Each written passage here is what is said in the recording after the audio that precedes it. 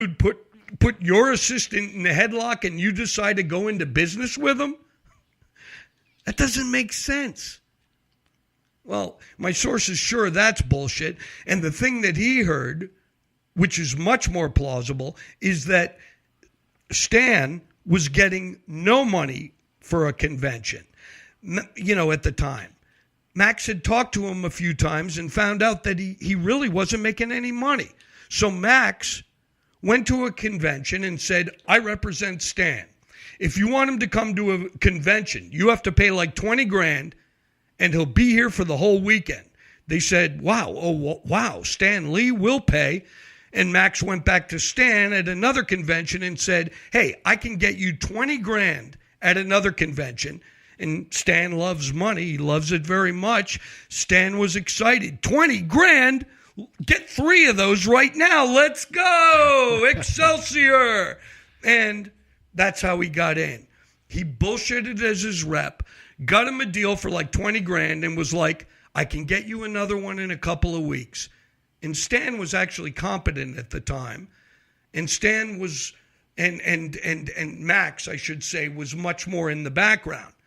And then as Stan got older, Max got front and center. He moved front and center. In his mind, he'd paid his dues.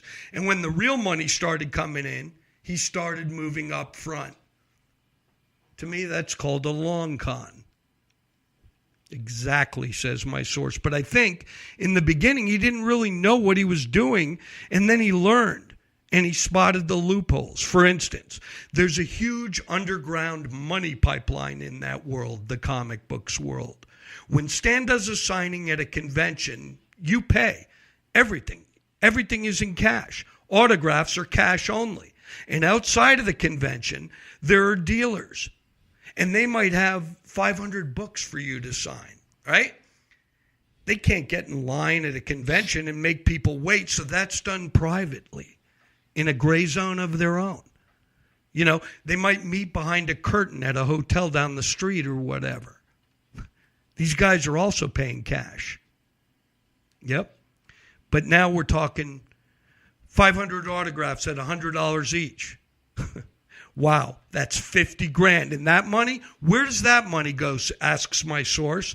There are guys who have spent hundreds of thousands of dollars at private signings. Stan comes home, he takes the checks and puts them in a ledger, boom, boom, boom. Now that's the money from the private the money from the private signings, those aren't included in those checks because the checks are coming from the convention. Where is that money, he asks. Where did it go? And I ask, could Max conceivably be sitting on a pile of cash? Source says, not cash. Max puts it all into art. The Stan Lee Museum is a walk-in money laundering operation. There's cash, but not a pile of it. And like all mobsters, when people start asking questions, how did you afford this stuff? And guys like Campbell, they're not going to get nailed for tax evasion, right? They're going to flip. And they're going to say, I've been paid this much money from Max Anderson.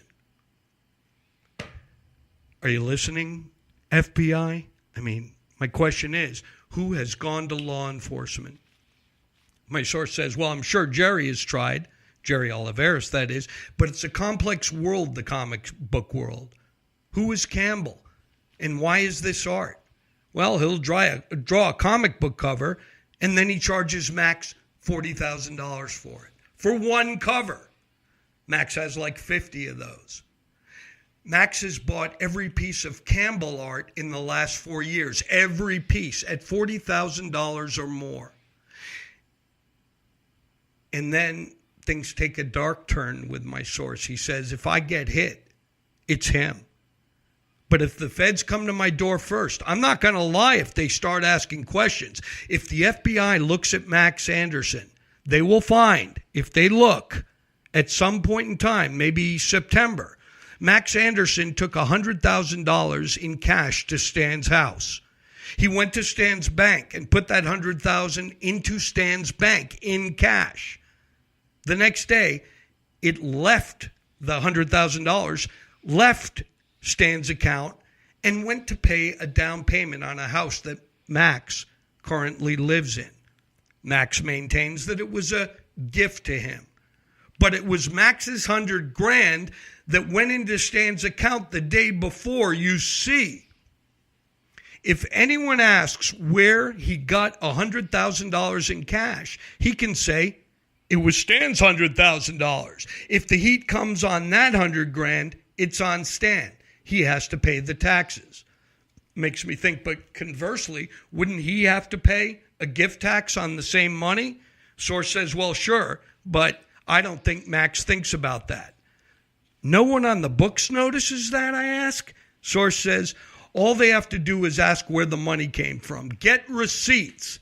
His art collection is worth millions. That's Max's art collection. Where are the receipts? Where are the taxes on this art?